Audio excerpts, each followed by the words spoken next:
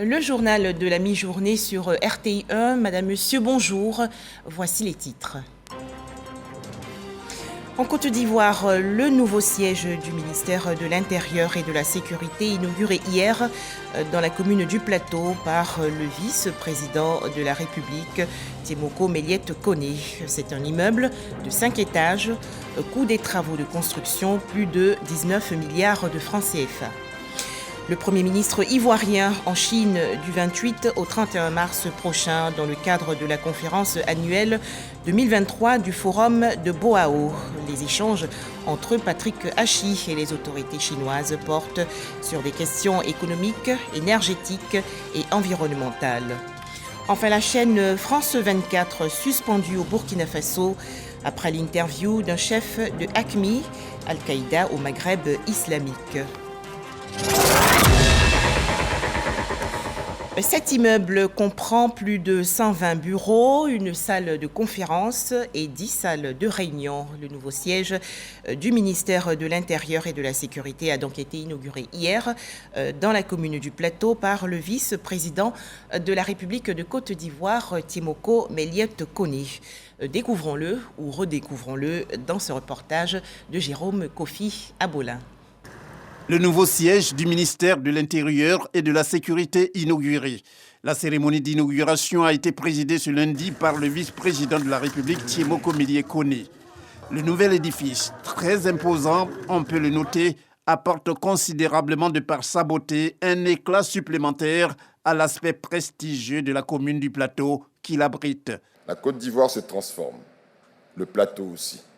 Cet ouvrage situé face à ce magnifique pont à haubans et en bordure lagunaire, vient une fois de plus apporter une touche de modernité à cette commune qui s'érige en Smart City. Monsieur le vice-président, veuillez au nom de la population du Plateau et du conseil municipal transmettre nos remerciements à son Excellence Monsieur Alassane Ouattara pour les efforts faits dans le sens du développement de la Côte d'Ivoire en général et celui de la commune du Plateau en particulier qui améliore l'attractivité de notre cité. Joyau architectural hors pair, le nouveau siège du ministère de l'Intérieur et de la Sécurité a pour maître d'ouvrage le ministère de la Construction, du Logement et de l'Urbanisme. L'ouvrage est composé d'un bâtiment principal que vous voyez, symétrique, constitué de 2 ailes, desservies par 4 ascenseurs, 3 cages d'escalier, bâti sur un site d'une capacité de 7035 m², avec une emprise au sol de 1166 m². Il est composé de 127 bureaux, 3 salles d'attente, une salle de conférence, 10 salles de réunion connectées. Le bâtiment intègre également des équipements sécuritaires de pointe, tels que la vidéosurveillance, le contrôle d'accès par badge, par lecteur d'empreintes digitales. L'ouvrage que je viens de vous présenter succinctement répond parfaitement aux besoins spécifiques de fonctionnement du ministère de l'Intérieur et de la Sécurité, auprès de qui chaque étape de la construction a été validée. Pour le ministre de l'Intérieur et de la Sécurité, l'ouvrage réalisé par la volonté du président de la République, Alassane Ouattara, vient répondre à tous les besoins. Nous sommes en présence de ce qui convient d'appeler, sans aucune exagération, un véritable joyau architectural qui vient enrichir le parc des bâtiments dits emblématiques du Plateau et partant de la Côte d'Ivoire. C'est pourquoi, Excellence, Monsieur le Vice-président de la République, je voudrais profiter de cette circonstance pour vous prier respectueusement de bien vouloir transmettre à Monsieur le Président de la République, Son Excellence, Monsieur Alassane Ouattara, l'expression de ma profonde gratitude. Un pays, comme nous le savons tous, s'édifie à travers des actions fortes, à travers des actions concrètes, qui, s'inscrivant dans le temps, marquent positivement l'histoire. Et c'est aussi cela, la différence entre un homme d'État et un homme tout court. Et je reste convaincu que sous sa très haute et sage direction, le rayonnement de l'administration de ce pays et plus largement son développement seront poursuivis avec intelligence, avec mesure, pour permettre à la Côte d'Ivoire de siéger un jour au panthéon des États dits développés. Quant au vice-président de la République, il souligne que seule la paix, la stabilité et la cohésion sociale, dont la promotion est assurée par le président de la République, Alassane Ouattara, peuvent permettre une telle réalisation pour le bonheur des Ivoiriens. Cette cérémonie nous offre l'occasion de saluer le dévouement et le courage des préfets et forces de l'ordre qui accomplissent bien souvent leur mission dans des conditions difficiles et inconfortables. Ces serviteurs de l'État ont droit à l'estime de nos concitoyens et à la reconnaissance de la nation. Ce projet achevé et réussi fait certes la fierté du ministère de l'Intérieur et de la Sécurité, mais surtout il incarne la volonté renouvelée du président de la République de rendre la Côte d'Ivoire toujours plus attractive et prospère. Dans un contexte international difficile et incertain, la Côte d'Ivoire avance. Mais de telles réalisations n'auraient certainement pas été possibles sans la paix et la stabilité retrouvées. En effet, le grand défi à relever par l'ensemble des Ivoiriennes et des Ivoiriens aujourd'hui consiste à préserver notre modèle de stabilité et de croissance dans un environnement de paix et de cohésion sociale. Je vous invite à renforcer votre adhésion aux ambitions de progrès de son Excellence, Monsieur le Président de la République, afin de fournir aux populations un accès amélioré aux services de l'État et de mieux répondre à leurs attentes. Autre chose, et non des moindres, lors de cette cérémonie, c'est la visite guidée pour permettre de découvrir l'intérieur de l'édifice à travers bureaux, services, directions et autres divers. Cela avec comme point d'ancrage la photo de famille pour immortaliser la présence du vice-président de la République et celle de toutes les autres personnalités invitées à cette occasion. En image, le séjour en Chine du Premier ministre ivoirien. Le chef du gouvernement, Patrick Hachi, rencontre les autorités chinoises dans le cadre de la conférence annuelle 2023 du Forum de Boao. Les échanges portent sur des questions économiques, énergétiques et environnementales. Plus de détails dans nos prochaines éditions. Retour à présent en Côte d'Ivoire, où une délégation de la communauté économique des États de l'Afrique de l'Ouest, la CEDEAO, a offert récemment des vivres au ministère de la Solidarité et de la lutte contre la pauvreté. À noter que ces victuailles seront distribuées gratuitement aux populations victimes de sinistres et autres catastrophes naturelles. Le point dans ce reportage de Jean Djadji. Des vivres composés de sacs de riz remis au ministère de la Solidarité et de la lutte contre la pauvreté. Ces dons de la CEDEAO permettront d'aider le gouvernement à soulager les victimes d'inondations, de tornades et autres catastrophes naturelles dans le pays. La ministre de tutelle, Belmondo Dogo, s'est réjouie de cet élan de solidarité de l'institution sous-régionale. Il fallait accompagner le ministère de la Solidarité et de la lutte contre la pauvreté pour le combat qu'il mène auprès des sinistrés, n'est-ce pas, pour les dons qu'il fait. Donc c'est pour ça que nous avons souhaité aussi apporter notre soutien, n'est-ce pas, soutien moral, mais également en matériel. La CEDEAO s'est engagée à multiplier ses actions citoyennes au profit des populations sinistrées. C'est bon d'avoir l'aide de l'extérieur, mais je pense qu'entre nos pays africains, surtout les pays de la sous-région, si nous arrivons à nous accorder sur une bonne stratégie, nous aurons peu besoin de l'aide extérieure. La CEDEAO n'est pas sa première initiative. En 2021, 800 ménages sinistrés issus de 10 villes de la Côte d'Ivoire ont reçu de la part de l'institution un appui financier à titre d'indemnisation. Faisons-nous tous vacciner contre le coronavirus pour protéger nos familles et notre entourage.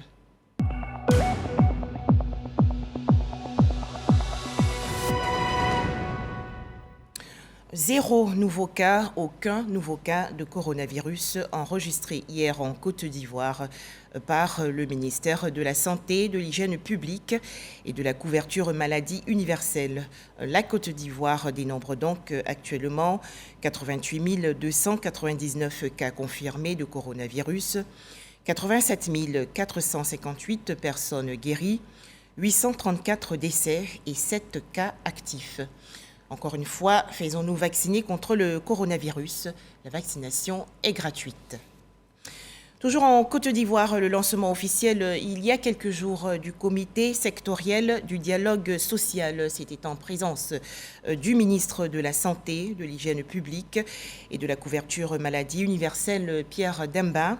Les membres de ce comité auront pour mission de prévenir les conflits professionnels par une médiation continue avec les acteurs concernés. Les explications de Souleymane Doni-Songou et l'enseigné Bakayoko. Il est désormais institué un comité sectoriel de dialogue social au sein du ministère de la Santé, de l'Hygiène publique et de la couverture maladie universelle. Le comité a pour objectif donc de veiller, anticiper et prévenir les conflits professionnels par une médiation continue avec les acteurs concernés pour l'apaisement d'un climat social. Afin d'assurer l'efficacité de ce nouveau cadre de concertation, Pierre Demba plaide pour l'implication de toute la chaîne administrative et surtout des partenaires sociaux. Je souhaite que ce comité soit une force de proposition, une plateforme d'échange et de partage en vue d'accélérer les réformes du secteur de la santé, promouvoir la politique de santé publique de notre pays pour le bien-être de la population ivoirienne. Cet outil de communication non violente relève de la volonté du président de la République, Alassane Ouattara, et vise à garantir une paix durable au sein des populations. Toujours en Côte d'Ivoire, des rencontres organisées par l'université privée Nord-Sud. La ministre du Plan et du Développement a pris part récemment à ces échanges avec les étudiantes et étudiants. Niali Kaba les a exhortés à la culture de l'excellence. Rappelons que l'an 2023 a été décrété année de la jeunesse par le président de la République, Alassane Ouattara. Les détails, Walter Amadou. Avec ses 9000 étudiants répartis sur une dizaine de campus en Côte d'Ivoire, l'Université Nord-Sud compte jouer pleinement son rôle dans l'employabilité des jeunes. S'inscrivant dans la dynamique 2023, année de la jeunesse, telle que souhaitée par le président de la République, Alassane Ouattara, les premiers responsables de cet établissement privé d'enseignement supérieur font la promotion de l'excellence à travers des rencontres d'échange étudiants, personnalités, modèles. Des modèles tels que Madame la ministre, la première femme ministre de l'économie et des finances, ministre du plan, etc. Et je crois que nos jeunes filles doivent s'en inspirer. Qui viennent parler à nos étudiants et qui viennent donner leur parcours et présenter leur département, comme elle a fait pour le département du plan et du développement. Et l'objectif, c'est que nos enfants ne soient pas détachés de la réalité du monde professionnel. C'est ça surtout que nous recherchons. Les apprenants se disent édifiés par l'invité du jour, la ministre du Plan et du Développement, Niali Kaba. Son savoir qui lui a ouvert les portes du gouvernement et aujourd'hui, elle travaille pour le peuple de Côte d'Ivoire et vraiment, nous sommes heureux. En tant qu'étudiants, on a des ambitions, telles que moi-même, j'ai des ambitions politiques. Donc, quand je vois des personnalités politiques dans cet établissement, ça me fait vraiment plaisir, ça me motive à travailler durement. Le parcours de Madame la ministre m'inspire de plus travailler, de viser mes objectifs, de ne pas abandonner. Mon objectif, c'est d'être un entrepreneur reconnu. La ministre exhorte les jeunes, surtout les filles, à rester focus sur leurs études. Il faut qu'elles persévèrent. Souvent, on nous dit que la femme doit faire encore plus d'efforts que l'homme. Le contrat social du président de la République avec les jeunes, il a fait de 2023 l'année de la jeunesse. Tout le gouvernement est à pied d'œuvre pour que la jeunesse sente que 2023 est son année.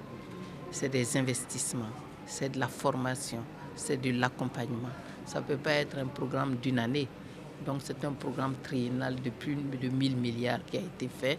Et je pense que sous la houlette du Premier ministre, nous allons tous nous atteler à apporter notre contribution pour que cela soit une réalité.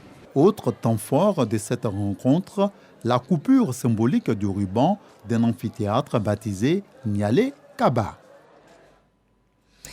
Boaké, dans la région centre du pays. Le groupe scolaire Plateau de Boaké-Koko possède désormais une clôture. Les travaux de construction de cette muraille ont été financés par le ministre des Transports, Amadou Koné, également fils de Boaké, à hauteur de 27 millions de francs CFA. Pour en parler, Soro Corona de RTI Boaké. Fini les traversées des piétons et des animaux de la cour du groupe scolaire Plateau Koko Boaké. Aux heures des cours, les salles de classe servaient souvent de fumoir et lieu de débauche une fois la nuit tombée. Toute chose qui perturbait les cours. Cette situation est un vieux souvenir. L'école a désormais une clôture de 319 mètres de long et 2,4 mètres de haut d'une valeur de 27 millions de francs CFA. Dont du ministre Amadou Koné, ancien écolier, qui est passé dans cette école de 1973 à 1978. L'infrastructure est officiellement remise à la famille éducative de Boaké. Le président du COGES et le représentant du directeur régional de l'éducation nationale saluent ce don qui offre un cadre d'apprentissage paisible et sécurisé. C'est un dépotoir, donc je demande aux parents d'éviter, tout au long de la clôture, d'éviter de verser les ordures. Clôture qui ne laisse personne indifférent et qui permet à enseignants et à enseignés de travailler en toute quiétude. Oui, monsieur le ministre, toute la communauté éducative, ses partenaires et tous les quartiers Kamounouko, par ma modeste voix, vous dit infiniment merci. Amadou Koné est reconnaissant pour ce qu'il a reçu de cette école, d'où la réalisation de cette clôture. Je voudrais ici prendre l'engagement d'œuvrer à une réhabilitation complète donc de cette école donc le plus rapidement possible. Je ne veux pas que des gens viennent ici pour regarder l'école pour dire mais Amadou Koné là, c'est ici, il était. On va tout faire pour que l'école Plateau soit une des plus belles écoles de Boaké et je vous le promets. Je voudrais leur dire aux enfants que d'ici la rentrée scolaire prochaine, on va achever donc, le bâtiment dont la fondation donc, a été faite ici. Le ministre des Transports n'est pas à sa première action en faveur de l'école dans la commune de Boaké. Amadou Koné a à son actif la construction des salles de classe, de clôture, des réhabilitations d'une douzaine d'écoles pour un investissement de plus de 250 millions de francs CFA. Restons dans la région centre du pays. Yamoussoukro, la capitale politique, a abrité récemment les Journées nationales métiers, plateforme de référence où se rencontrent des professionnels et autres experts pour échanger.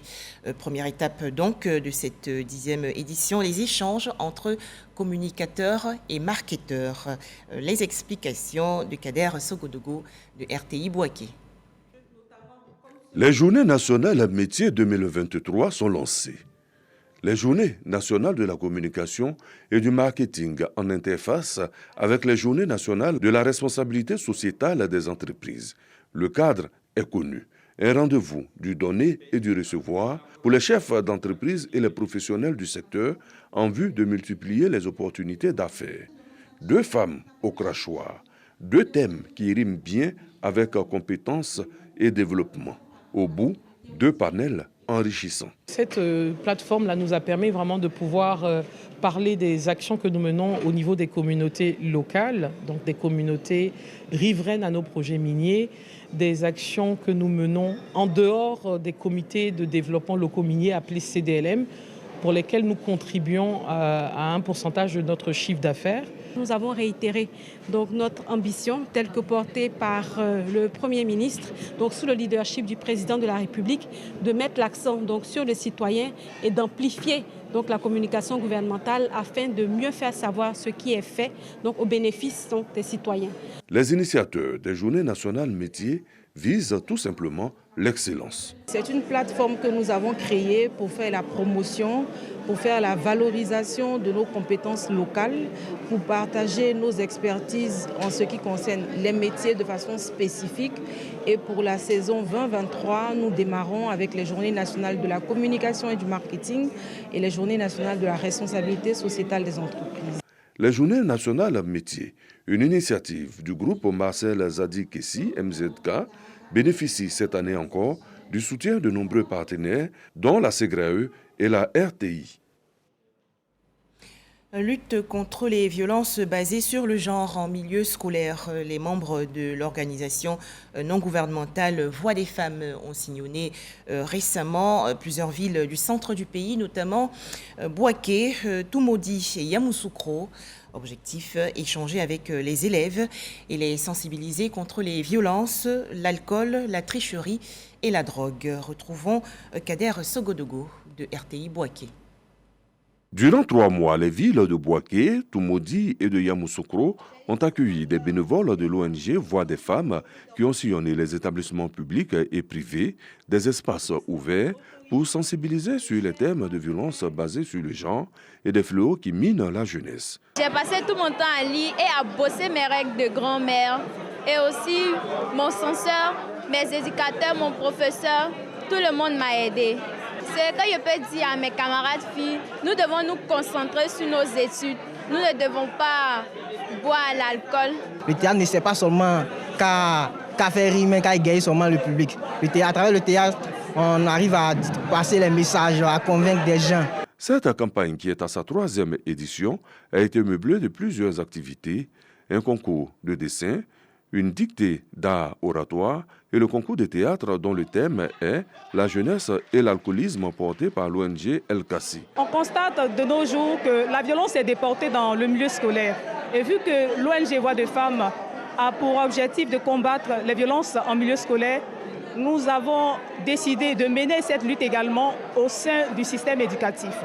Raison pour laquelle nous avons initié ce concours-là pour permettre à nos enfants de s'éloigner de cette gangrène-là qui mine notre milieu scolaire. Au cours de cette campagne, les jeunes ont été outillés sur l'application Hello Ado, conçue par l'UNESCO. Elle met à la disposition des jeunes des connaissances nécessaires relatives à leurs droits, à la santé sexuelle et reproductive et aux relations familiales. Autre actualité nationale avec ce programme de formation et de coaching à l'endroit des femmes. C'est une initiative du Conseil national des droits de l'homme. Objectif, atteindre une meilleure représentativité des femmes dans les assemblées élues et bien sûr favoriser leur participation massive à la vie politique. Souleymane Donisongou et Sidonie Davila. La faible représentativité des femmes dans les sphères décisionnelles et politiques en Côte d'Ivoire a fait l'objet d'un échange suivi de débats au siège social du Conseil national des droits de l'homme. Avec le lancement de la 2e édition du programme de formation et de coaching des femmes en vue d'une participation effective à la vie politique, Namizata Sangari, présidente du CNDH, souligne les raisons de son action. La Côte d'Ivoire a adopté une législation portant 30% de quotas pour la représentation des femmes dans les assemblées élues. Et nous, en tant que Conseil national des droits de l'homme, toutes nos actions accompagnant celles du gouvernement, nous avons décidé de mettre en place ce programme à l'effet d'aider toutes celles qui souhaitent être candidates. Plusieurs personnalités féminines ont par un partage d'expériences édifié les auditrices sur l'épineuse question de la promotion du genre. En offrant la possibilité aux femmes candidates de se battre à armes égales avec les hommes sur le terrain de la politique, c'est créer les conditions pour que la Côte d'Ivoire soit le reflet de sa constitution, d'une société égalitaire dans laquelle les hommes et les femmes ont les mêmes chances. Je soutiens tous les projets qui permettent aux femmes d'aller de l'avant, de conquérir, de s'imposer dans la société, où les femmes constituent quand même 50%. Elles ont des compétences et il faut que vous les permettiez de prendre leur place au niveau de la gestion de la société. La mise en œuvre du programme de formation et de coaching des femmes est prévue dans la période de mars à juillet 2023 dans les locaux du CNDH. Tiasalé, dans la région sud du pays, des commerçantes ont bénéficié récemment d'une formation au numérique, une initiative de la fondation Black Bar. Cette structure œuvre pour la valorisation des compétences féminines. Alors après 12 mois d'apprentissage, 300 femmes ont reçu leur certificat de fin de formation. Pour en parler, Jean Djadji.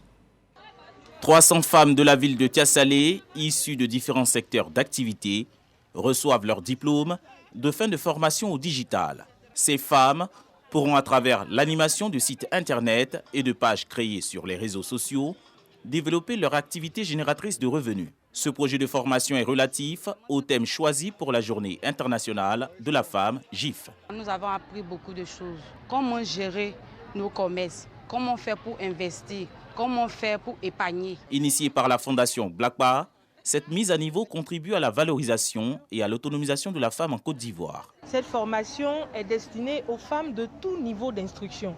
Donc vous verrez ici qu'on a formé même des femmes qui n'ont jamais fait les bancs.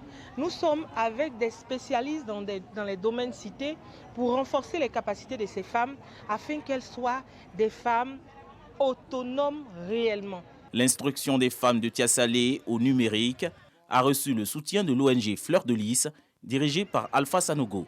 Nous serons toujours à vos côtés, Maman Veuve. Nous avons pour vous un programme que nous allons dérouler surtout pour les femmes de Tiassalé, pour leur bien-être. Nous essayons d'appliquer ce que le président Alassane Ouattara nous demande. En marge de la remise des diplômes, Alpha Sanogo a remis des vivres aux veuves de la commune de Tiassalé. Cette formation au bénéfice des femmes survient après celle initiée pour les jeunes dans le courant de l'année 2022. Direction à présent d'Oropo, dans la région nord-est du pays. Dans le cadre du 8 mars 2023, des femmes ont été instruites sur leurs droits. Une initiative des élus et cadres de cette région.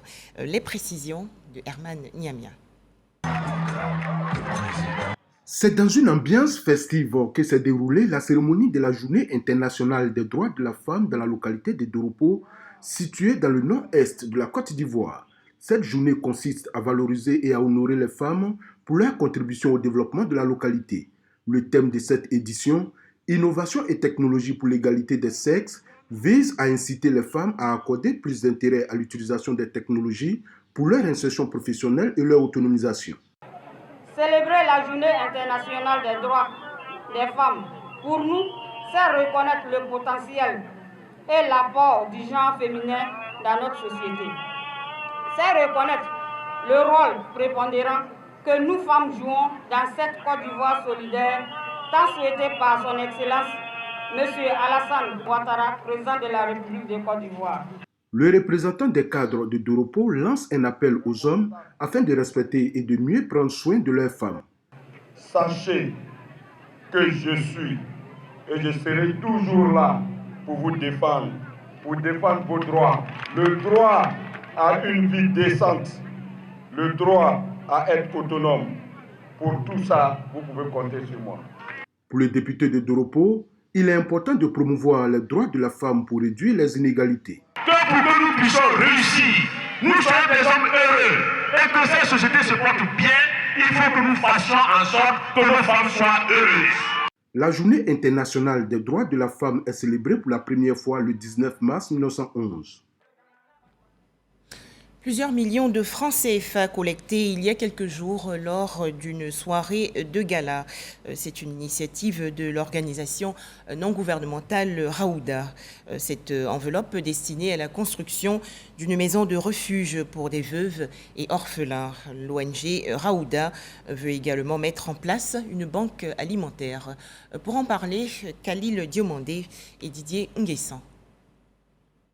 L'ONG Raouda veut booster ses actions à l'endroit des veuves et des orphelins. Ce dîner gala de bienfaisance vise à mobiliser des fonds pour la réalisation de plusieurs projets sociaux, notamment la construction d'une maison de refuge, l'implantation d'une banque alimentaire pour les nécessiteux et l'enrôlement des veuves et des orphelins à la couverture maladie universelle. Nous espérions faire enrôler au moins 1000 veuves et payer leurs cotisations annuelles afin de répondre aux préoccupations de santé. Et nous payons de plus en plus beaucoup les loyers des veuves qui sont expulsées de leur maison. Et souvent, nous sommes obligés de les recueillir chez nous à domicile, le temps de trouver vraiment une situation pour pouvoir les loger.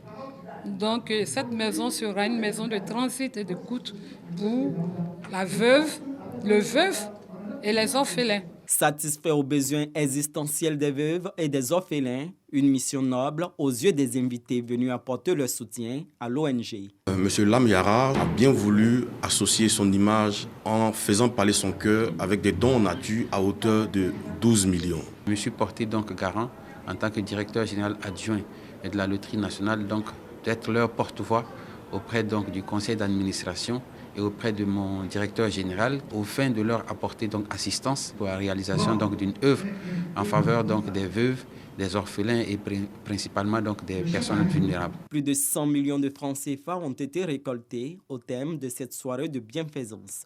Occasion pour l'ONG Raouda de témoigner sa gratitude à ses bienfaiteurs à travers l'octroi de distinctions. Dans l'actualité nationale également, la 6e édition du prix Cheikh Yacouba Sylla. À noter que 7 personnes, des acteurs de développement, ont été distinguées. Au menu également, un panel autour du thème Jeunesse et paix en Côte d'Ivoire. Le Point, Mazati Ouattara et Jean Djadji. Ils sont au nombre de 7 leaders qui reçoivent le prix Cheikh Yacouba Sylla pour la paix et le développement. Il s'agit de Assoumou Zérignon, Alexandre Adou, Fanyindi Ayeba Laetitia, Eric Logoué, Edgar Conan, Sidonie La Tigresse et Timoko Assalé. Ce prix est attribué aux meilleurs acteurs de développement et aux personnes qui excellent dans leurs différents secteurs d'activité.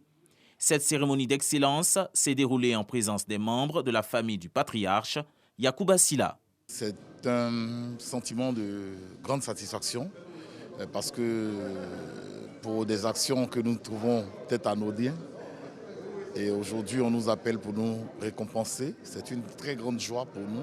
C'est toujours satisfaisant de savoir que le travail que nous faisons est suivi par des organisations et qui décident à des moments précis de nous célébrer et d'encourager ce travail-là. Donc pour un élu qui remporte ce genre de prix, il ne peut qu'être encouragé à continuer à travailler dans cette dynamique-là pour les Ivoiriens.